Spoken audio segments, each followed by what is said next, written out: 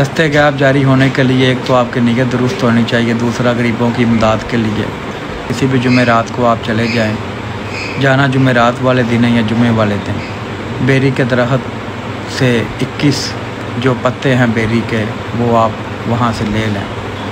21 پتے بیری کے لانے کے بعد گھر آ کے صاف کر لیں، پانی سے دھو لیں اور پاس رکھ لیں، اور ہر پتے کو اپنے سامنے رکھ لینا اور سورہ جن پڑھنی، پھونک نہیں مارنی پتے کے اوپر، یہ بات یاد رکھیں، اور پتہ آپ نے محفوظ کر لینا۔ اسی طرح اگلے دن اس طرح 21 دن آپ نے پورے کرنا ہے۔ جب آپ کے دن 21واں دن آپ کا آ جائے گا، کوئی ڈر خطرے کا عمل نہیں ہے، یہ کسی بھی قسم کا خطرہ نہیں، نہ حصار لگانے کی ضرورت ہے۔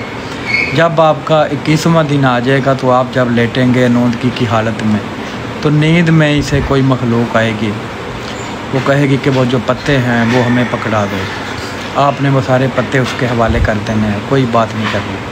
جیسے ہی پتے وہ پکڑ لے گا یا پکڑ لے گی کوئی بھی مخلوق، تو آپ کا دستے غیب جاری ہو جائے گا۔ دستے غیب کا مطلب یہ ہوتا کہ آپ جب اٹھیں گے تو آپ کو کہیں نہ کہیں سے روزانہ کا جو خرچہ وہ آپ کو غیب میں سے ملنا شروع ہو جائے گا۔ وہ لاکھوں روپیہ بھی ہو سکتا ہے، کروڑوں بھی ہو سکتا، وہ روزانہ کا اتنا ہو جایا کرے گا کہ جو آپ غریبوں میں بھی بانٹیں گے اور خود بھی رکھیں گے تو وہ ختم نہیں ہوگا۔ یہ بہت ہی مجرب المجرب یہ عمل ہے، اور یہ پرانے وقتوں کا قدیم یہ عمل ہے۔ دن آپ نے 21 ہی رکھنے ہیں، اور درود پاک اول آخر آپ نے 11 مرتبہ پڑھنا ہے جب سورہ جن پڑھنی ہے۔ روزانہ آپ نے جب آپ نے جس دن جمعرات یا جمعے کو آپ پتے توڑ کے لائیں گے، اسی دن سے آپ یہ عمل شروع کر دیں گے، اور آپ کے سوا اس عمل کا کسی کو پتہ نہ ہو کہ آپ نے شروع کرنا ہے یا نہیں کرنا، یا کہ آپ عمل کر رہے ہیں اور آپ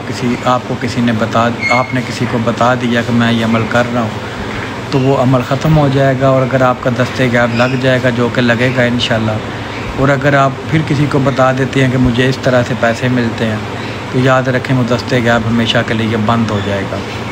پرانے وقتوں کی بات ہے، جب یہ عمل شروع ہوا تھا، نانا جان اپنی ڈائری میں لکھتے ہیں کہ ایک آدمی بھوکا مر رہا تھا، تو نانا جان کے جو مرشد تھے تو انہوں نے یہ عمل اس کو کروایا تھا، اور اس کا جو کنک والا جو پڑولا ہوتا ہے پورا، وہ بھرا ہی رہتا تھا جب تک وہ زندہ رہا، وہ کبھی ختم ہوا ہی نہیں، اور اس کو کسی چیز کی کمی نہیں رہی۔ تو بہت ہی مجرب المجرب عمل ہے، اس طرح کا عمل میں بتاتا نہیں ہوں، چونکہ آپ لوگوں کے میسیجز دیکھ کے میں نے یہ آپ کو عمل بتایا۔ جس نے یہ عمل کرنا ہے وہ کمنٹس میں جا کے سبحان اللہ لکھ دے، اس کا اذن اسے مل جائے گا۔ دعا میں یاد رکھیں۔ والسلام، اللہ حافظ۔